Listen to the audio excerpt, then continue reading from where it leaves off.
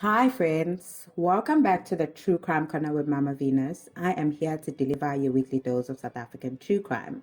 If you are new here, that is just welcome. I hope your day is going well so far. If not, please feel free to use any of my videos to take your mind off things for a little while.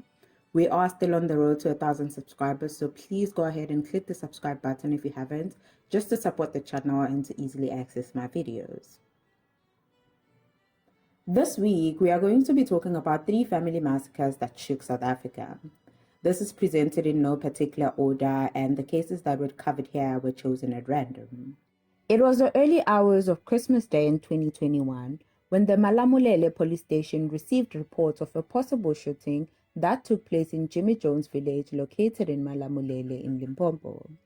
The police promptly responded to these reports, and when they arrived in the homestead where the gunshots were heard, they found a gruesome scene.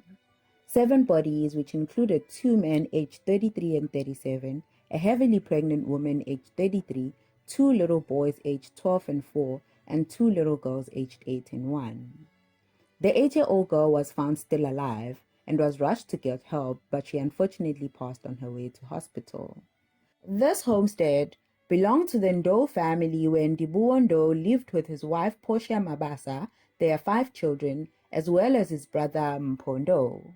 All of them, except a 9-year-old boy who escaped unharmed, had been killed during the shooting. 40 kilometers away from this gruesome scene, a 52-year-old man walked into Ndou police station to open a case against his family members for wanting to take his firearm. Upon further questioning, the man and his firearm were linked to the shooting of the Ndou family. This man was identified as Ndou, an uncle to the 2 male victims, Mpho and Ndou. Enoch is said to be brothers with the late father of Mpho, and upon further investigations, he was charged with 7 counts of murder. It was a sad scene for the Ndou family, as they had planned to gather for Christmas at this very home that day. According to reports, the shooting resulted from a dispute about the ownership of the family home. The home is said to have belonged to Enoch's father, and he had left it for Enoch and his late older brother, who is Mpho and Ndou's father. When Ndou's father passed away, the siblings inherited their father's share of the homestead.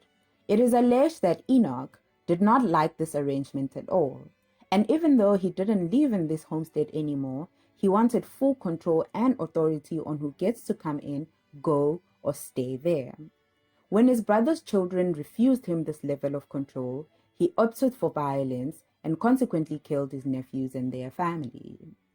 These family killings shook the whole of South Africa and left the rest of the Ndou family completely inconsolable, especially Mpho and Ndou's mother. In just one night, she had lost 2 sons, a daughter-in-law, and 4 grandchildren. The 7 victims were laid to rest on New Year's Day, the 1st of January 2022, and they were surrounded by family members and Jimmy Jones community. Enoch Ndou, on the other hand, has had a series of court appearances since the killings. His first appearance was on the 28th of December 2021, but this was postponed to the 4th of February 2022 for his bail application. At this appearance on the 4th of February, the suspect and his lawyers put in quite an effort to ensure that he is granted his bail. Enoch even took a stand testifying that he is a professional nurse at Mahikeng Hospital and staying behind bars any longer will result to him losing his job and suffering financial loss. He told the court that he would lose his cars and his land if he was kept in custody any longer. He gave the court 3 addresses he will stay at should he be granted bail, and some of the addresses he had given are of relatives since he is not married and doesn't have children. However, the relatives he had listed are said to have refused to stay with him because of fear and disgust of what he is accused of doing to his own blood. Fortunately for the Ndou family, his bail was denied, and this was well received by the Malamulele community who were camping outside of the courthouse ready to cause the ultimate chaos should Ndou be granted bail. They had threatened to destroy the court building, the police station, and the nearby shopping complex. Ndou is to remain behind bars until his trial begins on the 22nd of April 2022. May the souls of the 7 Ndou family members rest in peace, and may the person responsible for this massacre be held accountable at all costs. The next case is that of the Sebati family murders, also known as Mmakau Family Murders, because it took place in Mmakau village located near Brits in the Northwest Province. On the 6th of December 2016, whilst outside to dispose water she had been using to wash the dishes, 15-year-old Ontatile Sebati heard gunshots inside the house. Strangely, instead of running to ask for help from the neighbors, she went inside to investigate. As soon as she entered the house, 2 men shot her on the thigh before fleeing the scene using the family's Chrysler Voyager. Since her wound wasn't fatal, the 15-year-old managed to alert the neighbors and the police were called. When the police arrived, they found lifeless bodies of Ontatile's family. Her 42-year-old father, Constable Sebati, 40-year-old mother, Matepo, 18-year-old pregnant sister, Tegofato, and 6-year-old little brother, Quentin. They were all lying in a pool of blood.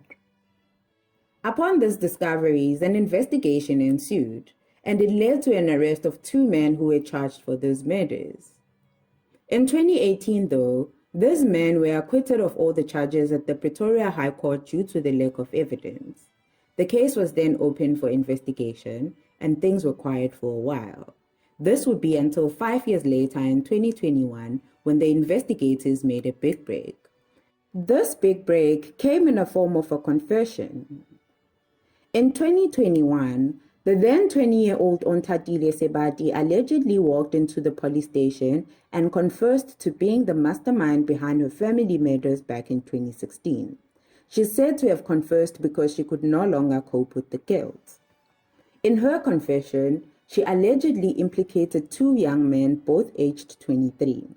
According to the police, Ontatile acquired the services of these 2 cousins, who were both 18 at the time, to kill her family because she wanted her freedom. She allegedly instructed them to kill all the family members but leave her little brother Quentin, promising them an amount of 50,000 rand each for the hits, of which she would pay once she receives the inheritance money. The police say that there is evidence of bank statements related to a transaction of 100,000 rand paid by Ontatile to a co-accused. The co-accused have allegedly given statements that corroborate Ontatile's confession to the police. On the 26th of January 2022, Ontatile and her co-accused were granted bail of 10,000 rand each. However, the Sebati family refused to pay the bail money as they were still shook by what Ontatile is alleged to have done. According to the family, not even in their wildest of dreams did they think Ontatile could do this.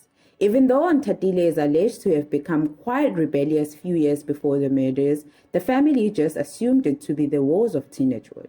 Also, when they saw some questionable behavior from her years after the murders, they assumed that this was her way of dealing with grief. This is until the news broke that she had confessed. This is still an ongoing case, and as I'm recording today, there hasn't been any significant updates on the case. I will be following it closely though, and I will be doing a full coverage of the case once it is concluded.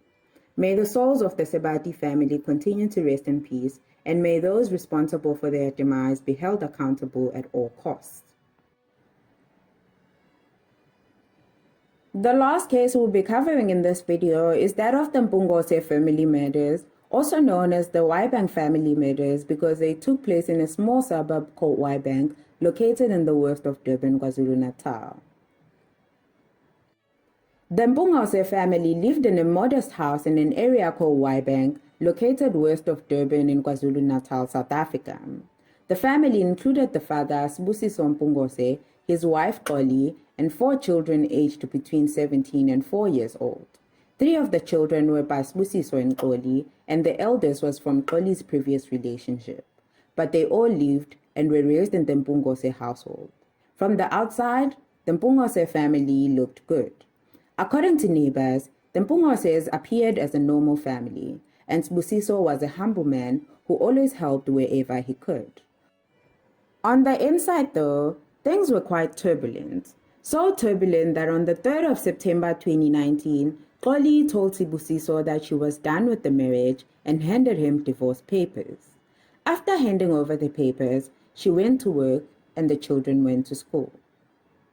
The finality that came with the divorce papers left Sibusiso seething with rage. According to him, he had suspicions that his wife was having an affair with the father of her eldest daughter and she was now living their marriage for him. The decisions he took after this led to the most brutal and heinous actions a father can take against his own blood. Midday this day, Sibusiso is said to have hired a taxi to fetch the three younger children, aged 4, 6, and 10, from their respective schools. Upon their arrival in their Waibank home, he sent the 10-year-old on multiple errands in their neighborhood. It's believed he did this so that he could murder the two youngest without interruptions. Once the 10-year-old returned home, he then proceeded to murder him as well. Two of the children were found hanging on the window backyard of their room, and one was found hanging in Xoli's room. After murdering the three young children, he then took a taxi to fetch the eldest from school. It is reported that he took her to the nearest bush where he proceeded to murder her by hanging. Not sure if this is out of regret or satisfaction with his action, but he is reported to have gone to buy alcohol for himself and he had planned to kill himself afterwards. Unbeknown to him, though, the police were already hunting him. The wife, Xoli, had received a call from the younger children's school that their father had taken them out of school early. Knowing how bitterly Sibusiso had taken the divorce news, she was suspicious. So she called the police to accompany her to their home. This is where she discovered the deceased bodies of her children. The police quickly rushed to find the eldest daughter, but they would unfortunately arrive after Sibusiso had took her, and they later discovered her deceased body. Sibusiso, on the other hand, would be found by the police attempting to hang himself in the bushes of Petfield Park, and he was arrested and charged with the murders of his 4 children. Those murders shook the neighborhood of Waibank, leaving them with anger and disgust against the murderous father. Sibusiso Mpungose's trial began in October 2019 at the Pietermaritzburg High Court, and he pleaded guilty to the murder of his 4 children. On the 7th of November the same year, he was found guilty and sentenced to 4 life terms behind bars. He will likely spend the rest of his life in prison. Xoli Mpungose's life, on the other hand, was never to be the same again. She had lost 4 children and her family in a matter of hours, all because she wanted to leave a toxic marriage. She also did not see herself returning to her teaching job because she didn't have the courage to face children again. In her victim impact statement read out during Sibusiso's sentencing, she said, I quote, "I cannot face other children without thinking about my children. The most painful fact is that they are gone and will never come back to me. I'll never be able to talk to them, touch them, or hear their voices ever again, and my plans for them are gone with them. I see no reason for getting up in the morning, and I'm in a situation that seems to have no end." Close quote. Whew, guysini, I usually just report the news without giving much of my opinions, but I have to say this is one of the most heartbreaking stories I have researched for this channel.